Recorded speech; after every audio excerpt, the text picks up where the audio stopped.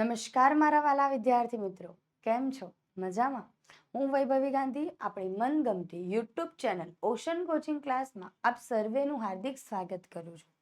આના આગળના વિડીયોમાં આપણે પ્રશ્ન 3 શીખ્યા હતા, એમસીક્યુ બેઝ પ્રશ્ન.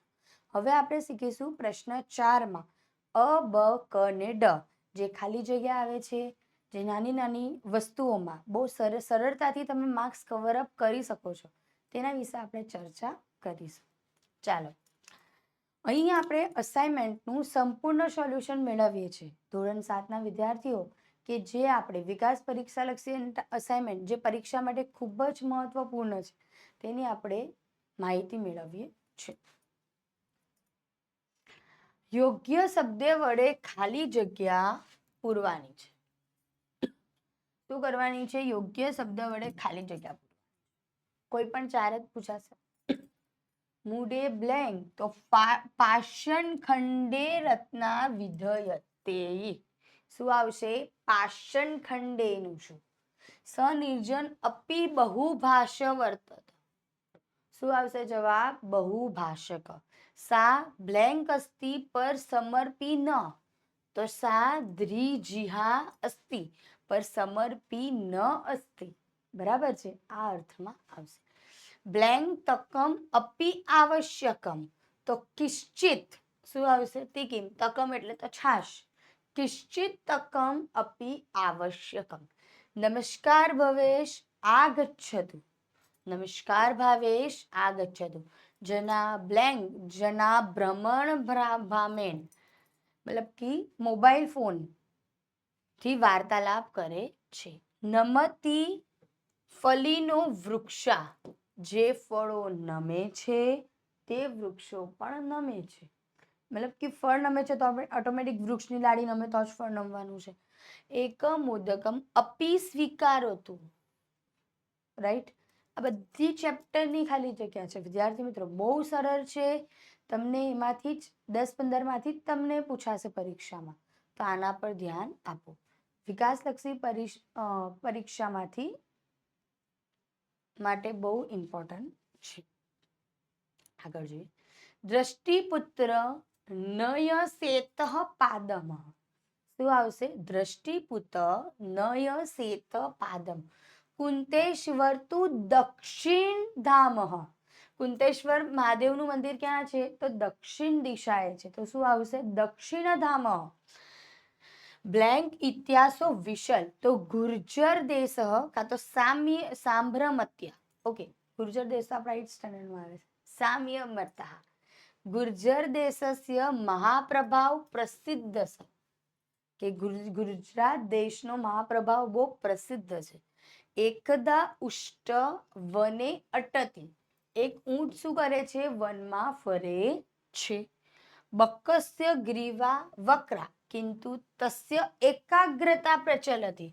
બગલાની ડોક વાંકી છે, પરંતુ શું છે? એકાગ્રતામાં તે સૌથી આગળ છે. જનાહ શીતકસ્ય શીતકેય પીબંતી. લોકો શું કરે છે? ઠંડુ પાણી પીવે છે. વ્યંજનમ બ્લેન્ક કરોતી તાફરતી, તો વ્યંજનમ ભ્રમણ. પંખો, વ્યંજનનો અર્થ થાય છે પંખો. પંખો ફરે છે અને લોકોનો તાપ હરે છે. રાઈટ, આ રીતની ખાલી જગ્યા તમને પરીક્ષામાં પૂછાશે. બરાબર છે વિદ્યાર્થી મિત્રો, ધ્યાન આપો. નીચે આપેલા વિધાનોમાંથી સાચા વિધાનો સામે રાઈટ કે રોંગ, ખરા કે ખોટાની શું કરવાની છે? નિશાની કરવાની છે. તેમાં હોવાથી તે બહુ બકવાટ કરે છે. શું આવશે? ખોટું. કસ્તુરી મૃગના મુખમાંથી ઉત્પન્ન થાય છે, તો ખોટું. પછી કલમને પકડનારા 5 આંગળી તેના પતિ છે. રાઈટ, એના યુગમાં કોણે આપણે લીધી હતી? તો પાંચાલીને. જોડો ગુરુથી સંધાયેલો હોવાથી અવાજ કરતો નથી, તો શું આવશે? ખોટું. દાલમ અપીમાં સ્વીકાર કરો તું, તો ખોટું.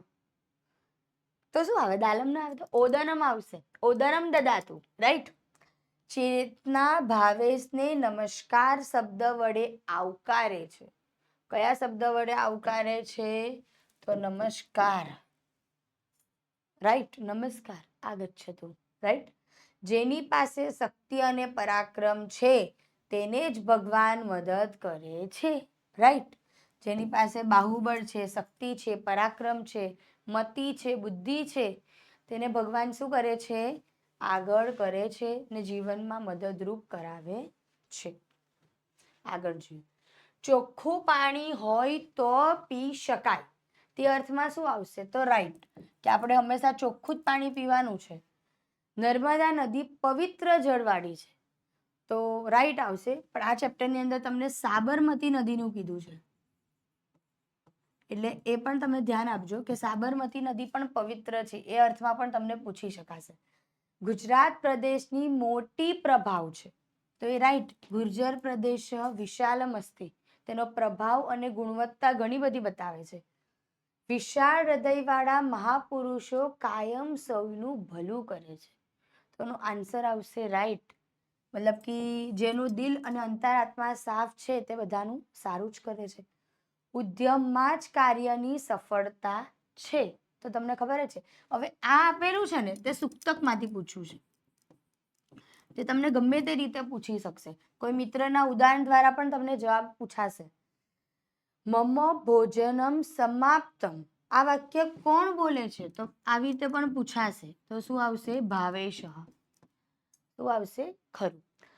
ફલીનો વૃક્ષા નમતી, ફળવાળા વૃક્ષો શું કરે છે? નમન કરે છે, તો શું આવશે? રાઈટ, ખરું આવશે. બરાબર છે. આ રીતના તમારા ખરા ખોટા આપેલા છે. આગળ જોઈએ. હવે શું આપ્યું છે? પ્રશ્ન 4. નીચેના સંસ્કૃત શબ્દોના સાચા અર્થ તેની સામે આપેલા વિકલ્પોમાંથી લખવાના છે. એમસીક્યુમાં જ આપેલા હશે એ રીતના અર્થમાં લખવાના છે. 4 શબ્દ આવશે, 4 માર્ક્સના. બરાબર છે. આગળ જોઈએ.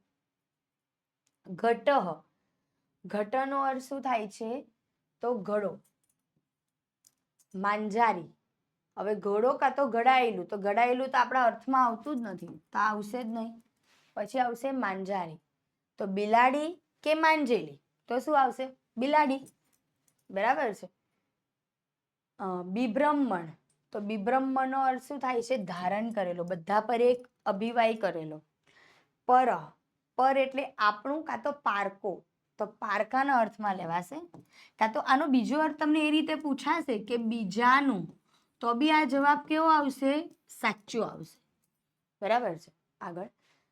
મૂઢ, એનો અર્થ થાય છે મૂર્ખ. બરાબર છે. જે મૂર્ખ માણસ હોય છે તે બીજાનું જોતો નથી, એ અર્થમાં આપણે સુક્તકમાં શીખી ગયા છે. ઉષ્ટ, જેનો અર્થ થાય છે ઊંટ. બરાબર છે. ઉષ્ટનો અર્થ શું થાય છે? ઊંટ. આ રીતનો આપણો જવાબ આવશે. ચાલો આગળ જોઈએ. વ્રકઃ, વક્રનો અર્થ શું છે? કે વાંકો. એ ઉષ્ટના અર્થમાં જ થશે કે ઊંટના બધા અંગ કેવા છે?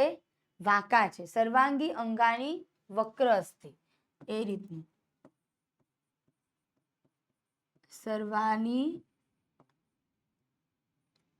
અંગાની વક્ર અસ્તિ, આ રીતના અર્થમાં આવશે, તો તમને એ રીતે પણ પૂછાય છે. સમીચીનમ, તો હા કે બરાબર. સમીચીનમ એટલે પરફેક્ટ. બરાબર. ભ્રમણ ભાષમ, તો મોબાઈલ ફોન કાં તો ચકડોળ, આપણે મોબાઈલ ફોન આવે ને. જનાહ પરસ્પર વાર્તાલાપ કુર્વંતી, એ લોકો એકબીજા સાથે વાર્તાલાપ કરવા કેનો ઉપયોગ કરે છે? તો ભ્રમણ ભાષમ, ફોનનો. વાર્તાલાપમ, તો વાતચીત કે વ્યવહાર, તો શું આવશે? વાતચીત. સળંગ, સળંકમ, તો કોમ્પ્યુટર કે કેલ્ક્યુલેટર, તો શું આવશે? કોમ્પ્યુટર. બરાબર છે. જનની, જોનારી કે માતા, તો જનનીનો અર્થ તો તમને ખબર જ છે, માતા જ આવશે. પછી વિના, વગર કે ખબર.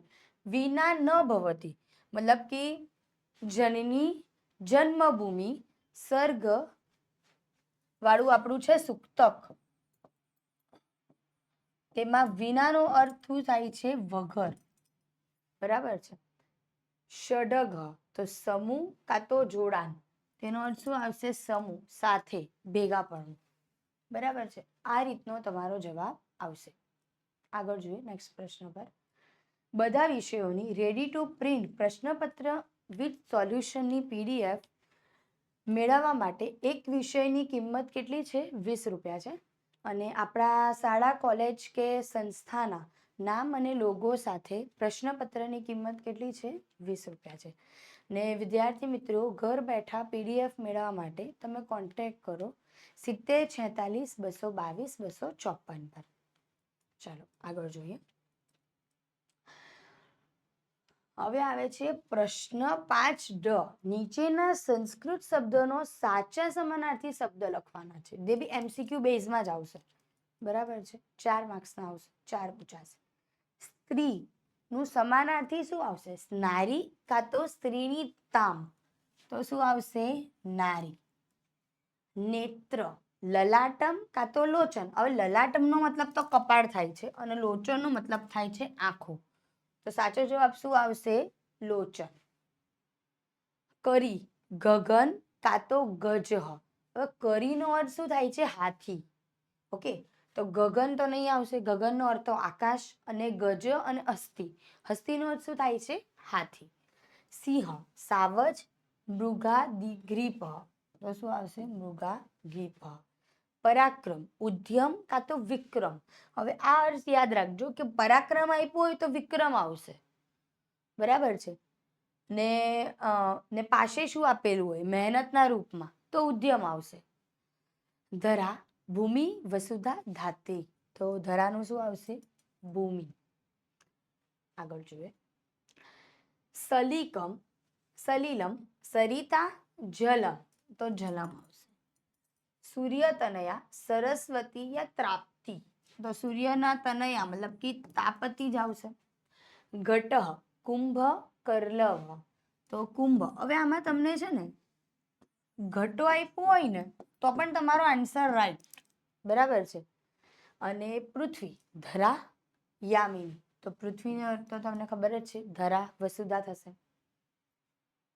Thank you. વિદ્યાર્થી મિત્રો, આપણે ધોરણ 7નું પ્રશ્ન 4નું આજે ક્વેશ્ચન વિથ સોલ્યુશન આજે આપણે મેળવી લીધું છે.